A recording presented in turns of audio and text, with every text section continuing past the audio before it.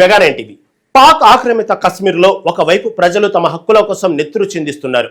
Current బిల్లుల కోసం, ప్రాథమిక వసతుల కోసం ఆకలి కేకలు పెడుతున్నారు.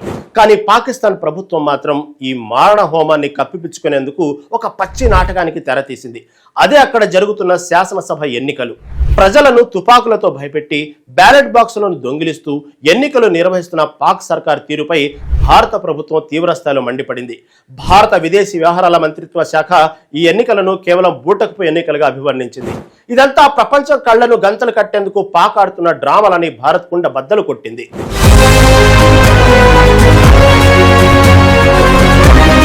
నిజానికి పీఓకే అనేది 1947 నుండి పాకిస్తాన్ అక్రమ ఆక్రమణలో ఉన్న భారత భూభాగం.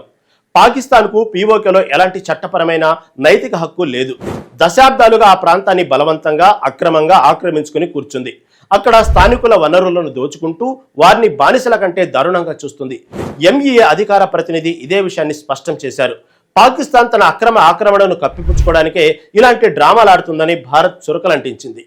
ఎన్నికల ముసుగులో స్థానిక ప్రజల గొంతు నొక్కి తమ ఆర్మీ అరాచకాలను లీగలైజ్ చేసుకోవాలని చూస్తుందని, కానీ ఇలాంటి బూటకపు చర్యలతో క్షేత్రస్థాయిలో ఉన్న వాస్తవాలను ఎవరూ మార్చలేరని భారత్ గట్టి కౌంటర్ ఇచ్చింది.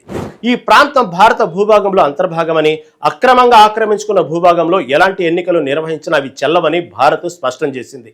సరిహద్దులో ఉద్రిక్తతలు పెరుగుతున్న వేళ ఈ పరిణామాలు అంతర్జాతీయంగా చర్చనీయాంశంగా మారాయి.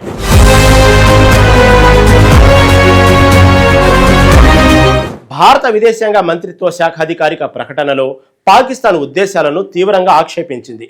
పీఓకేలో బలవంతంగా నిర్వహిస్తున్న ఈ ఎన్నికలు ప్రజాస్వామ్య సూత్రాలకు విరుద్ధమని, అంతర్జాతీయ చట్టాలను ఉల్లంఘిస్తున్నాయని భారత్ పేర్కొంది. జమ్మూ కాశ్మీర్ ముఖ్యమంత్రి ఒమర్ అబ్దుల్లా కూడా ఈ ఎన్నికలను వ్యతిరేకించారు. పాకిస్తాన్ తన భూభాగంలో ఉగ్రవాద కార్యకలాపాలను ప్రోత్సహిస్తూ మరోవైపు పీఓకేలో ఎన్నికల నాటకాలను ఆడుతుందని ఆయన మండిపడ్డారు. ఇది పాకిస్తాన్ ద్వంద్వ వైఖరికి నిదర్శనమన్నారు.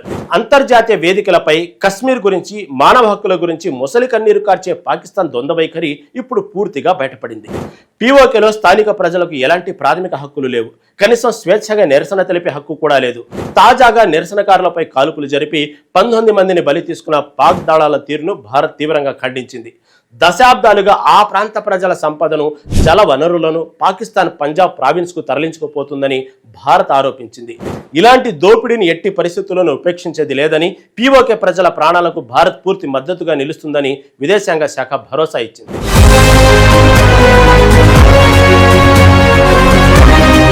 భారతదేశం తన స్టాండును మరోసారి ప్రపంచానికి స్పష్టంగా వినిపించింది.